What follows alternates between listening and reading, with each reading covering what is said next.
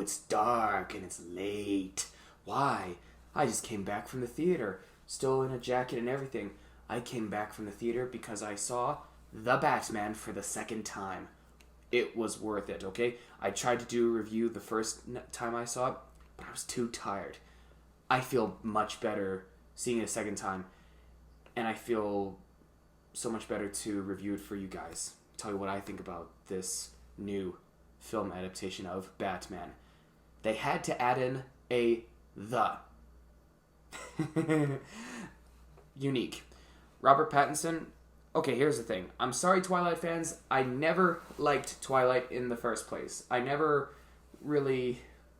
of really didn't pay attention to Robert Pattinson's films after Twilight. The only films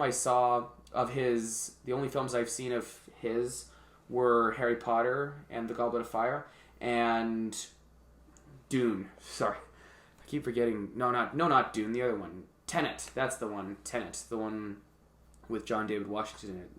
It wasn't Dune. That's Timothée Chalamet.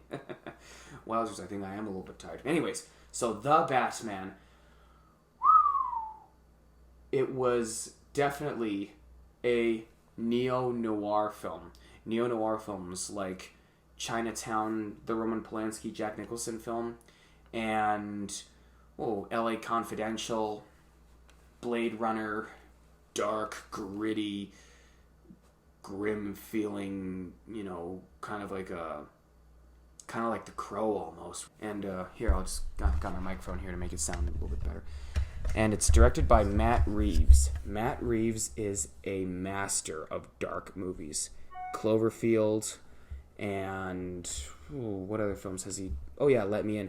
My all-time favorite film of Matt Reeves is Let Me In. I love Let Me In. I love Chloe Grace Moretz.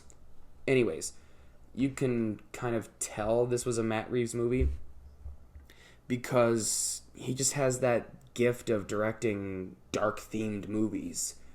And The Batman was definitely one of his best. Now, Colin Farrell, unrecognizable as the Penguin. I will always love Danny DeVito as the Penguin, but Colin Farrell steals the show. Actually, both villains steal the show. Penguin and the Riddler. The Riddler, when I first saw his costume, I thought he looked like an IRA member, Irish Republican Army member.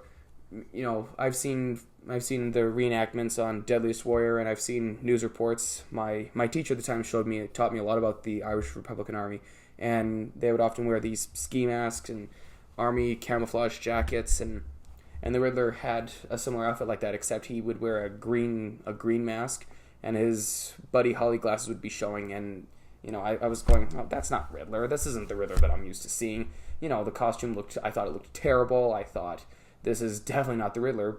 And what convinced me to watch The Batman in the first place was my friend, and he said, you might want to try it out, man. I heard they were making the Riddler modern, just like Heath Ledger's Joker. I'm okay, I'll give it a shot. So I went to the theater. Riddler was still the flamboyant, lovable villain we all grew up loving.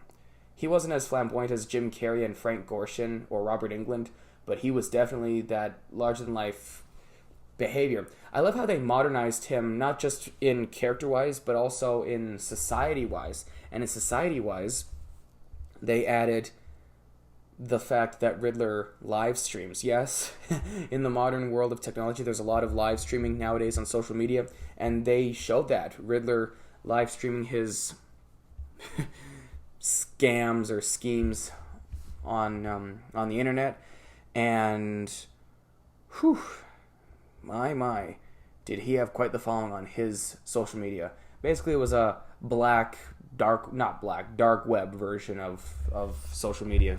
Dark web versions of Facebook, Instagram, and all that stuff. And he had quite the following indeed. So, is it worth watching twice? Yes. Is it worth buying? I would say so. If you're a Batman fan, absolutely. I wouldn't mind seeing this with an army of my friends. So, what are you waiting for, guys? The theaters are open. If you're in Canada, theaters are open. Go to it, man. Go to the theater. Get pumped up.